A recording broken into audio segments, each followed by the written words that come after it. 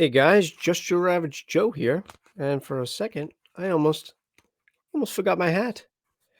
Don't want you to see my morning hair. All right. Gonna get into a spoiler review of a series that dropped on Netflix almost a couple of months ago. I think it was released like January 28th or something like that. But it's the girl across the street from the woman in wait, hold on. Said it backwards. It's the woman across the street from the girl in the window. And it's a Netflix original series starring Kristen Bell as I guess she's the woman. Oh no, the woman in the house. I read that completely wrong. It's a very long title, guys, but it's the woman in the house across the street from the girl in the window. And I believe Kristen Bell is the woman in the house because the girl in the window, spoiler alert, is the one that she witnesses getting, well, murdered. We'll find out. But I'm gonna go over some spoilers just after this.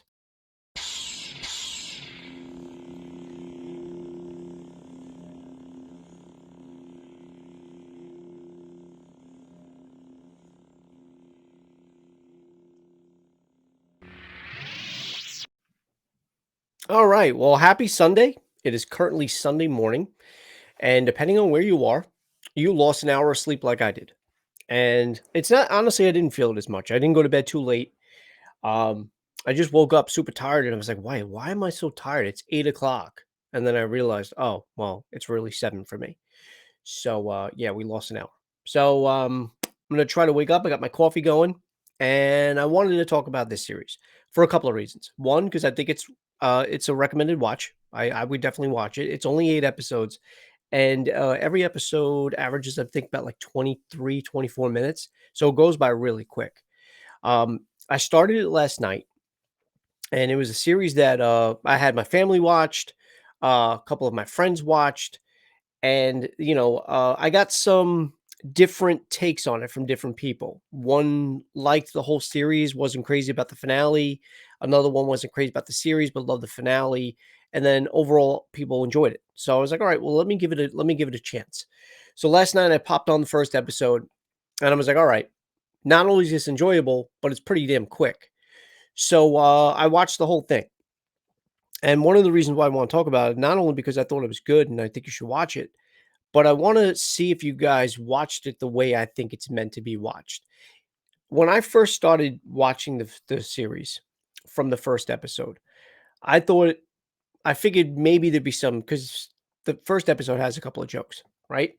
But I thought maybe it was just gonna be a little humorous, but it was gonna be a dark kinda mystery whodunit, is she crazy kinda series. Because Kristen Bell, as throughout the whole series, you'll come to find out, not only is she like a raging alcoholic because she's dealing with what do you call it, emotional, and, what's the word? Jesus, grief. She's dealing with grief. So, a lot of things happen to her. So she's drinking, she's on medication, and obviously, usually the combination of that is no good. But there's more to it. And by the fourth or fifth episode, I was like, wait a second. I'm watching this show a completely different. I'm watching the show in the wrong way. It's meant to be watched as a satire. It's meant to be watched as a comedy, a dark comedy, but a comedy. There's so many things that happen, and especially towards the end and in the finale that you come to find out, but it's just like, okay, if you watch this for face value, if you watch it just as, like I said, like a whodunit or a dark comedy mystery movie, no, because it is a dark comedy, but it goes so beyond that. Like I said, it's making fun. It's like making fun of all the cliches and making fun of all the tropes that these normal movies, like the normal serious movies, give you. Um, to the point where, like I said, the finale is just like fucking bonkers, but I loved it, and I was laughing hysterical throughout. I mean, I was thinking like while I'm laughing, I'm like, should I be laughing this hard? And I think I was. Then I thought to myself, okay, yes. So Kristen Bell does star Anna, and Anna, as we come to find out by the end of season one, I'm sorry, the end of the first episode, that her daughter was killed, and her husband, played who plays it? By Michael Ealy, her husband Douglas ends up leaving her. As usually, I'm not saying always, but normally in in a marriage, if with the loss of a child, it could be a huge burden on the two. And I'm not saying this always happens, but there are the occasion where they break up. There's a split because of that trauma, and I'm not necessarily like one blames the other, but that generally does come into play. So, but there were a lot of things that there were a lot of other factors that came into the why Douglas left. It was her drinking and a whole bunch of other things. So Anna just basically has her routine every morning. She wakes up, she pours a healthy glass of wine, I mean, to the top, where she has to sip it. I mean, that's a pour. The whole bottle pretty much in one glass.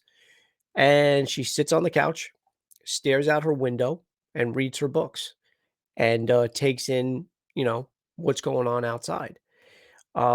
She also has a huge fear of rain, which is probably a normal disorder, but by the end of the series, I was laughing at it. So if you have that disorder, I'm sorry, I'm not being insensitive to that, but I thought it was funny the way they put it into the series. And at one point, she meets her new neighbors across the street, Neil and his daughter Emma, and there's this connection there because Neil had lost her husband, his wife, and they have that grief, they have that in common. And of course Neil has the daughter Emma, who is that like kind of missing piece, because uh, Anna's daughter Liz obviously died.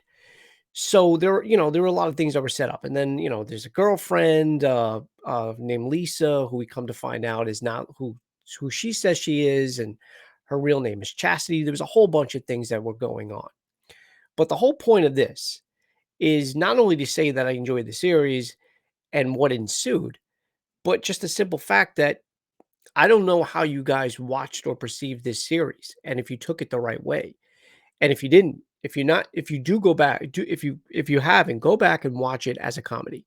And I think you might have I think you might enjoy it even more. That's not to say you didn't enjoy it the first watch, but I think going in, if you say, you know what, I'm going to give this a rewatch and watch this as a comedy, because it is really, there's so many things that are funny. The maintenance guy, Buell, and how he's been working on the mailbox for several, like, he's been, ever since I got Buell to fix that mailbox so long ago. She's like, "It's still not fixed." I found that part hysterical. Obviously, the spoiler alert, the big reveal at the end of the finale when we find out that Emma is in fact the one that not only killed Lisa, killed her own mom, killed Neil, shot Buell, and was trying to set up and kill Anna, played by Kristen Bell. So there was so many things going on in that finale where it's just like it was just so crazy, and to see them fighting each other, I didn't think I was supposed to laugh as hard as I was, but again, if you embrace this series for what I think you were, the way I think you were supposed to, it just makes the series even better to watch. So I definitely recommend it. Some standout characters. I do like the friend Sloane. She keeps trying. I like Sloane. So she's played by Mary Holland. I like Mary Holland. What she played the awkward sister in Happiest Season. I don't know if you guys seen that. I know it's a cheesy Christmas movie, but she plays like the awkward third sister in that movie. Um, and I liked her there, and I do like her here. She's trying to get Anna to paint again because Anna's an artist, and she keeps showing up because Anna's not answering her calls. So there's a lot of things going on with her. Um, I liked, even though she was a complete bitch, I do like Carol, the neighbor. She was funny, but again, there were a lot of scenes with her where she was bitchy to Kristen Bell, and Kristen Bell was also bitchy to her as well, but rightfully so. I love the, who was the was she a detective? Hold on a second. Officer Walters. I don't know if that's who that is. No, she was a detective. Detective Lane. I like her character because she just keeps showing up and she wants to believe Anna because she knows what Anna has gone through. And you also come to find out in the series, later on in the series, that Detective Lane was actually had Massacre Mike was the killer of Elizabeth, young Elizabeth. Massacre Mike was a murderer slash cannibal who not only killed his victims but ate them, and he ended up doing that to Anna's daughter and Douglas's daughter Liz. So we come to find out later on that Detective Lane actually, they polygraphed him and she saw, like she's like, "I saw in his eyes just how cold and evil he was." And I had my hand on my revolver, and I wanted to shoot him right there and then, dead, but I didn't. And then he ended up killing your daughter later on, and I feel like, what if I would have done that? Maybe your daughter would still be alive. But again, like, there are serious elements to here, but again, nothing to be taken serious because of the context of the show. Um, but I think it was very cleverly written, um, and, beautifully, performed. I loved every actor and actress in this film. I think Kristen Bell did a great job. I also love Kristen Bell from other work. I think Emma, the girl who played Emma, which is, I wanna get the name right, oh, Samsara Leela Yet. I probably butchered that name, but she had a was a wonderful performance, as young Emma.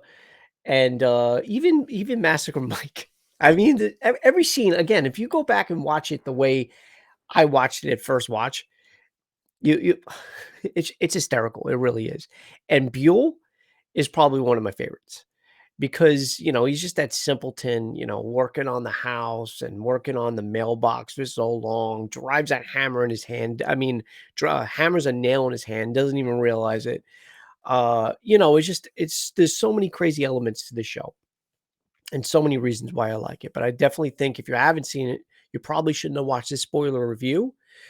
But if you did and you didn't get what I got out of it, maybe go back and watch it. And hopefully you did. But also let me know in the comments what you thought of the series. I thought it was a good watch. I thought it was a quick watch. I'm curious to know if they'll do a season two. I don't need a season two. I think the ending was, with Glenn Close, I think the ending was just another trope, another cliche of one of those movies where you think everything's calm and everything's okay with the main character, and then something else happens, or another mystery to be solved. But oh, that was one of my favorite lines. Well, first of all, the opening scene where she's talking in British, and then she's like, and why am I talking in British when I'm not, or something like that. I thought that was funny. But the end scene, because towards the end of the movie, you see where she's trying to give up wine and she goes to paint again, and she's trying to do everything right. I think she dumps her pills, and then at the end, she's on the plane taking a girls trip to meet up with Sloan, who ends up taking a job in New York, and the flight attendant's walking through the aisle, and he's like, "Would you like some wine?" She goes, "Oh, no, no, I don't drink wine anymore. I'll take vodka." I just found that humor. Again, there's a lot of that humor in this, and I enjoyed it. So, but again, guys, what's more important is, what did you think of the film, the series? Let me know in the comments. Hopefully you guys are enjoying your Sunday. Hopefully you guys enjoyed your weekend, and I will see you all really soon. All right, just your average Joe signing out. Have a great day.